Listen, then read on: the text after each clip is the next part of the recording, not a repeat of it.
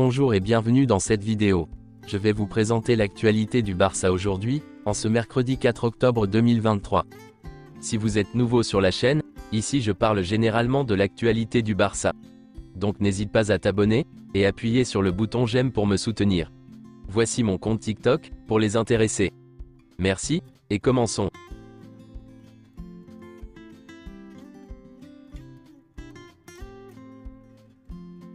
Selon une source, la méfiance grandit à Barcelone, car Libero n'a pas payé le levier de 40 millions d'euros de Barça Studio. Des alternatives sont à l'étude. Pour enregistrer Vitor Roque en janvier, ils ont besoin de ses revenus. Selon les informations de Sport, le président Laporta va intenter une action en justice contre l'ancien commissaire José Manuel Villarreiro, qui a affirmé que Laporta avait donné des informations qui ont conduit à l'arrestation de Sandro Rosell. Laporta nie totalement cette affirmation. Deco se rendra au Brésil pendant la trêve internationale, pour rencontrer Vitor Roque, et faire le point sur sa blessure. Les joueurs sont arrivés hier à Porto, voici quelques photos. Voici la liste des joueurs convoqués, pour le match contre le FC Porto. Joao Félix a commencé sa carrière à Porto, mais le club n'a pas fait grand cas de lui, en raison de sa taille, et de sa faiblesse physique. Il finit par signer au Benfica, le rival de Porto. Ronald Araujo devrait être titularisé contre Porto, après avoir été laissé au repos contre Séville. Lamine Yamal et Fermín López pourraient être titulaires contre Porto. On ne sait pas encore si Oriol Romeu sera titulaire contre Porto.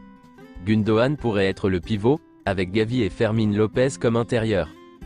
Contre Porto, Ter Stegen jouera son 387e match officiel pour Barcelone, soit le même nombre de matchs que le légendaire Ramallet. Le Barça n'a pas fixé de date définitive pour le retour de Pedri. Tout dépendra des sensations du joueur. Il travaillera dur pour être prêt pour le match contre l'Athletic Bilbao, le 22 octobre. C'est officiel, Lamine Yamal a renouvelé son contrat avec le FC Barcelone, jusqu'en 2026. La clause libératoire de Lamine Yamal est de 1 milliard d'euros. Voici une photo avec toute sa famille, lors de la signature du contrat. Voici une déclaration de Lamine Yamal. C'est une fierté et un rêve de pouvoir passer 3 ans de plus dans ce club, le club de ma vie. Mon rêve est de pouvoir gagner de nombreux titres avec le Barça. Voici une déclaration de Carlos Carvalhal, un entraîneur portugais, sur Lamine Yamal. Lamine Yamal peut atteindre le niveau de Kylian Mbappé. Quand Lamine Yamal débute, il est très bon, et quand il joue 10 minutes, il est très bon aussi. Cela me rappelle le processus de Cristiano Ronaldo, sous Alex Ferguson à Manchester United. C'est un processus très important pour sa croissance. Voici quelques déclarations de Wesley Duhal, un espoir de la Masia. Quels sont mes joueurs préférés? J'ai toujours aimé Busquets, Iniesta, Pedri, Neymar et Messi. Lamine Yamal est mon coéquipier, nous sommes ensemble depuis longtemps. C'est un grand joueur, un joueur spécial. Il réalisera beaucoup de bonnes choses.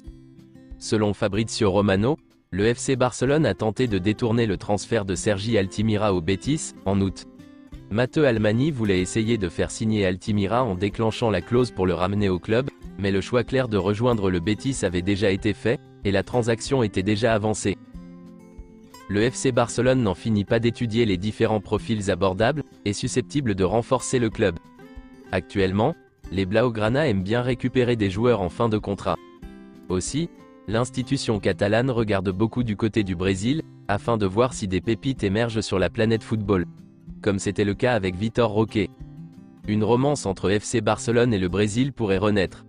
Depuis le départ de Neymar et les échecs de Philippe Coutinho, Arthur Melo, Malcom ou encore Emerson Royal, le club catalan avait perdu de sa magie dans son histoire d'amour avec le Brésil.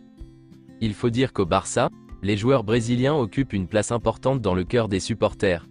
Romario, Ronaldo Nazario, Rivaldo, Ronaldinho, Dani Alves ou encore Neymar, ont laissé une empreinte indélébile dans le club.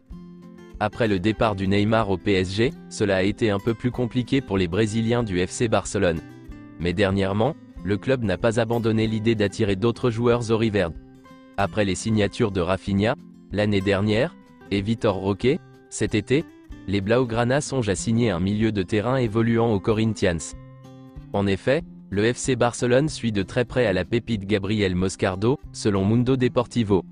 Grand milieu de terrain d'1,85 m, doté d'une très bonne qualité technique, le joueur appartient à la génération 2005.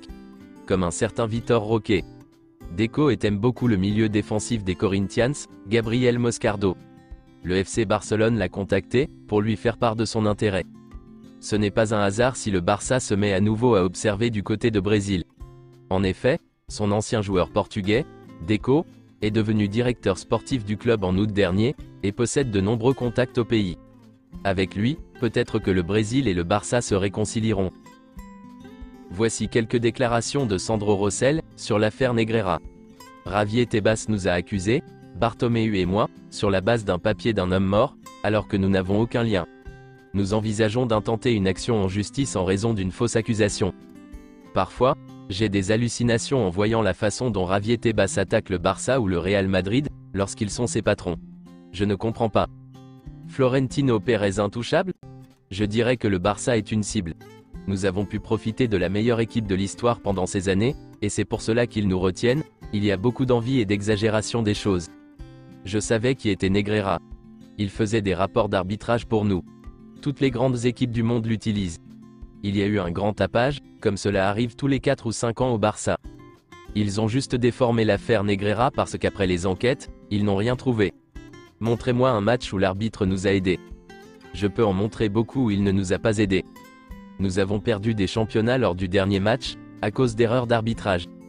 Ils ont compliqué une chose très simple. Negreira a fait des rapports, oui il a été payé, oui normal. Quelle influence avait-il? Aucune. Quand les gens disent cela, ils remettent en question tous les arbitres. Dans ce pays, nous sommes très habitués à tuer la personne, et à nous demander ensuite si elle est coupable. Serais-je à nouveau candidat à la présidence du Barça? Pour l'instant c'est exclu, mais je ne ferme pas la porte définitivement. On dit que le Barça a payé 7 millions d'euros à Negreira, mais pour combien d'années? Si nous calculons la moyenne, cela signifie 4 000 euros par rapport. Si nous répartissons ce montant entre les 20 arbitres, comment pouvons-nous les corrompre? Pour 200 euros? C'est tout pour aujourd'hui, et merci d'avoir suivi la vidéo.